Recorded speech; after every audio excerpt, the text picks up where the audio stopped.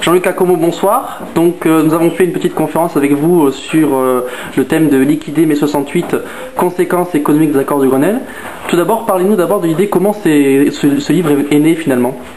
Alors liquider 68, c'est un ouvrage collectif, hein. J'ai une modeste contribution, c'est un ouvrage qui est dirigé par Chantal Delsol, qui est professeur de philosophie à Paris-Sorbonne, et Mathieu Grimpé, et effectivement ils m'ont proposé de m'occuper du chapitre plus économique et de m'intéresser, puis on parle du Grenelle de l'environnement, et de revenir finalement au Grenelle originel, hein, les accords de Grenelle.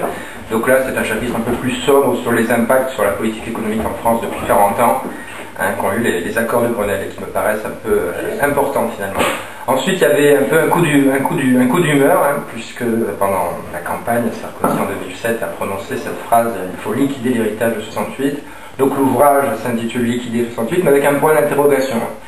Effectivement, c'est peut-être pas tant l'événement en lui-même qu'on analyse, mais le fait qu'il faille encore 40 ans après ne plus pouvoir en parler, ou comme ça s'est passé ce soir, en parler avec autant de passion finalement. On s'est retrouvé comme si on était dans un amphi à la Sorbonne, dans des joutes oratoires, donc comme quoi il y a quand même encore des crispations très fortes 40 ans après, et c'est ça à mon avis qui me paraît assez étonnant et révélateur de blocages qui sont très forts dans la société française. D'accord. Au niveau de la conférence, est-ce que vous étiez, quel était votre ressenti après cette conférence donc qui était dans le cadre de l'opération 40 ans plus tard, la jeunesse qui bouge a changé de camp, auquel participe l'association Pôle étudiant?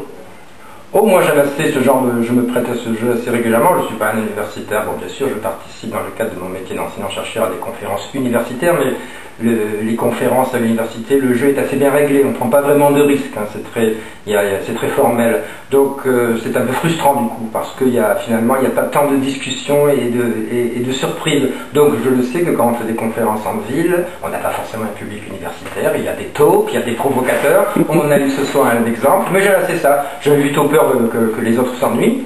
Hein, mais effectivement, après, bon, il faut s'attendre à être, surtout sur des thèmes pareils, hein, il y a des gens qui se sentent agressés. Moi, c'est pas du tout mon objectif, hein, c'est pas du tout ma volonté, mais j'avoue que j'exprime à ma façon et sans détour un peu un ras-le-bol, hein, de ces commémorations, hein, d'anciens combattants qui ont fait finalement une guerre un petit peu assez confortable. Donc un débat enrichissant, 40 ans après, et finalement un appel qu'on arrête d'en parler et qu'on regarde plutôt vers l'avenir. Oui, quelque part aussi maintenant je crois que ce que je ressens des étudiants aujourd'hui à l'université, ça leur parle beaucoup moins, ils se sentent beaucoup moins impliqués. Et il faut aller de l'avant maintenant. Il y a le mois de 68, c'est très bien. Il y a des aspects positifs, il y a des nouveaux rapports entre les hommes et les femmes, entre les parents et les enfants. Et ça, on ne reviendra pas là-dessus et c'est très bien. Mais bon, mais maintenant, stop. Il y a eu autre chose depuis et il y a eu des choses avant aussi. Ce qui colle donc parfaitement 40 ans plus tard, je laisse qui bouge changer de camp et regardons vers l'avenir au lieu d'être nostalgique finalement. Tout à fait. Jean-Luc Accomo, merci et peut-être à bientôt. Merci.